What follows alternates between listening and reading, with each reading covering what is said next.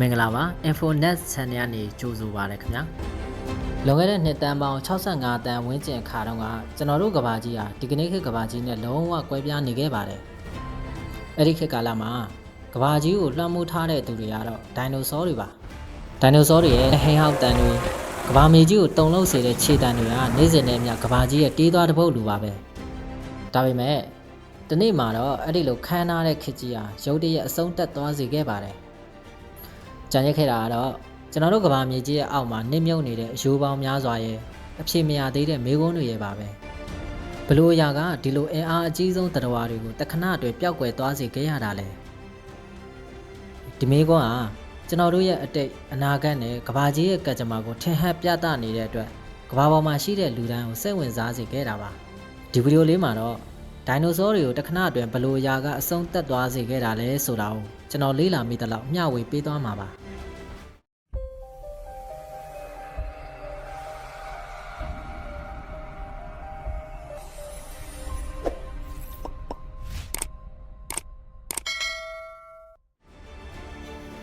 ဒိုင်နိုဆောဆိုတဲ့နာမည်ကို1842ခုနှစ် Richard Oban ဆိုတဲ့သိပ္ပံပညာရှင်ကစတင်ခေါ်ဆိုခဲ့တာပါဒီစကားလုံးကဂရိဘာသာစကားကိုမှီညမ်းပြီးဖြစ်ပေါ်လာတာပါဒိုင်နိုဆိုတာရက်ဆက်ကြံကြုတ်ဆူရွားတယ်ဆောဆိုတာပုတ်တင်ညိုပေါ့ဆူရွားကြံကြုတ်တဲ့ပုတ်တင်ညိုလို့တိတ်ပဲရပါတယ်ဒိုင်နိုဆောတွေကပုတ်တင်ညိုတွေနဲ့အလားတန်တူတဲ့အတွက်ကြောင့်ဒီနာမည်ကိုပေးခဲ့တယ်လို့ထင်ပါတယ်1842ခုနှစ်မတိုင်မီအချိန်ထိအရင်ခေတ်တွေတုန်းကတော့ဒိုင်နိုဆောဆိုတဲ့နာမည်မရှိသေးပါဘူးယနေ့ခေတ်မှာဒိုင်နိုဆောရုပ်ကြွယ်မျိုးစေ့ပေါင်း1000ကျော်တူဖို့ရရှိပြီးမျိုးကွဲပေါင်း800ကျော်ကိုလည်းရှာဖွေဖော်ထုတ်နိုင်ခဲ့ပါပြီဆက်လက်ပြီးလည်းရှာဖွေဖော်ထုတ်နေသေးပါအဲ့ဒီတော့ဒိုင်နိုဆောတွေကျွန်တော်တို့ကမ္ဘာပေါ်မှာအမှန်တကယ်ရှင်သန်နေထိုင်ခဲ့တယ်ဆိုတာကိုလေ့လာတွေ့ရှိရတဲ့ကြောက်ဖြစ်ရုပ်ကြွင်းတွေကနေလည်းချွင်းချက်မရှိယုံကြည်နိုင်မှာပါဒိုင်နိုဆောတွေရဲ့အကြောင်းကိုပြောရရင်အဲ့ဒီခေတ်ကမ္ဘာကြီးရဲ့ကာလသတ်မှတ်ချက်တွေကိုလည်းထည့်ပြောမှပိုရှင်းပါလိမ့်မယ်Triassic period, Jurassic period နဲ့ Cretaceous period ဆိုပြီးတော့ဒိုင်နိုဆောတွေကြီးစိုးခဲ့တဲ့ကာလ3ခုရှိပါတယ်Triassic period ကာလဟာနှစ်တန်းပေါင်း252တန်းနဲ့200တန်းအထိရှိခဲ့တာပါဒီချိန်ကာလမှာကမ္ဘာကြီးဟာကျွန်တော်တို့ရဲ့ယနေ့ခေတ်ကမ္ဘာကြီးနဲ့လုံးဝကွဲပြားနေပါတယ်ကျွန်တော်တို့နေထိုင်တဲ့အာရှအာဖရိကဥရောပအစတဲ့ကုန်းမြေတိုက်ကြီးတွေကတစ်ခုနဲ့တစ်ခုပေါင်းစည်းနေပြီးတော့စူပါကွန်တိနန့်လို့ခေါ်တဲ့ကုန်းမြေတိုက်ကြီးတစ်ခုတည်းအဖြစ်တည်ရှိနေခဲ့တာပါ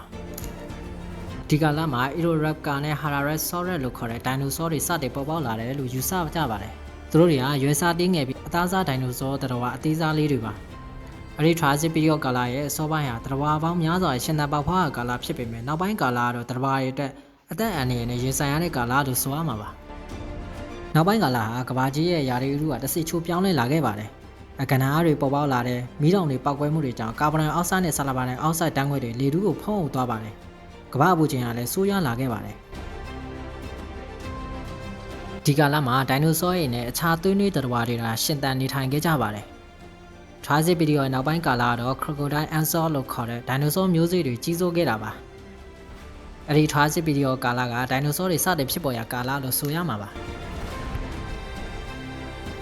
Triassic period ကာလပြီးဆုံးသွားတဲ့အခါမှာ Jurassic period ကာလပေါ်ပေါက်လာပါတယ်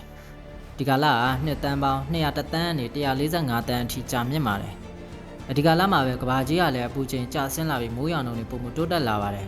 ဇာပိုင်းမှာပြောခဲ့တဲ့စပါကွန်တိနန့်လို့ခေါ်တဲ့တိုက်ကြီးတစ်ခုတည်းရလဲကုန်းမြေတွေကွဲထွက်လာပြီးကျွန်တော်တို့ဒီကနေ့မြင်တွေ့ရတဲ့အာရှအာဖရိကဥရောပအမေရိကစတဲ့တိုက်ကြီးတွေဖြစ်စတဲ့ကွဲထွက်လာပါတယ်ဒီလိုကွဲထွက်သွားတဲ့ကမ္ဘာမြေကြီးကို Pangea Sprat လို့ခေါ်ပါတယ်ကမ္ဘာတိုက်ကြီးကိုကွဲထွက်လာတဲ့အမျှတစ်တောကြီးတွေလည်းပေါ်ပေါက်လာတယ်နောက်မိုးရွာနှုန်းတွေလည်းမြင့်တက်လာပြီးလေထုကလည်းတန်ရှင်းလာခဲ့ပါတယ်ဒီကာလမှာပဲဒိုင်နိုဆောမျိုးစေ့ပေါင်းများစွာဆင်ကဲပြောင်းလဲကွဲထွက်လာခဲ့ပါတယ် Jurassic period ကာလပြီးဆုံးသွားတဲ့အခါCretaceous period ကာလရောက်ရှိလာပါတယ်ဒီကာလကနှစ်တန်းပေါင်း145တန်းနဲ့66တန်းအထိရှိပါတယ် Jurassic period ကာလရဲ့အကျိုးဆက်ကြောင့်ဒီကာလမှာကမ္ဘာကြီးကလည်းတဖြည်းဖြည်းနဲ့ပုံမစိမ့်လန်းတာယာလာခဲ့ပါတယ်ဒီကာလမှာကျွန်တော်တို့ကြည့်ခဲ့မှုတဲ့ရုပ်ရှင်တွေကအဓိကဇက်ကောင်တွေဖြစ်တဲ့ T-Rex လို့ခေါ်တဲ့အသားစားဒိုင်နိုဆောတွေ Herbivorous လို့ခေါ်တဲ့အရွက်စားဒိုင်နိုဆောတွေနဲ့ Carnivorous လို့ခေါ်တဲ့အသားစားဒိုင်နိုဆောတွေရှိနေခဲ့ပါပြီဒီကာလမှာကုန်းနေသတ္တဝါတွေဖြစ်တဲ့ Titanosaurus တွေ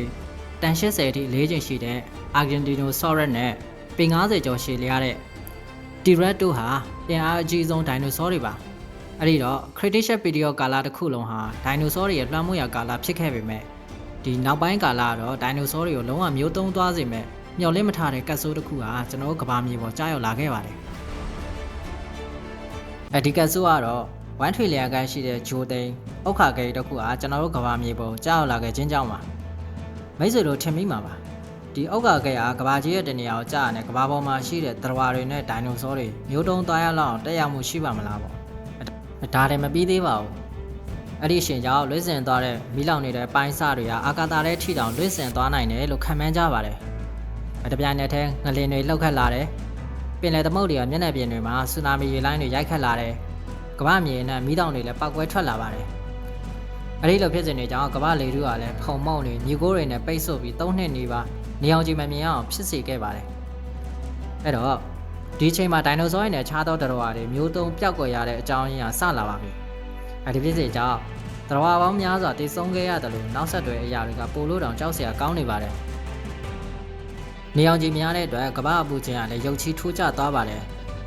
ပူချိန်ကျဆင်းတာရဲ့3နှစ်နေပါနေအောင်ကြီးမရခဲ့တဲ့အတွက်ကြောင့်အပင်တွေကအစာချက်လို့မရတဲ့အခါတည်ဆုံသွားကြပါတယ်အဲ့တော့အပင်တွေကိုစားသုံးပြီးရှင်တန်တဲ့သတ္တဝါတွေကဆက်ပြီးတည်ဆုံခဲ့ရပါတယ်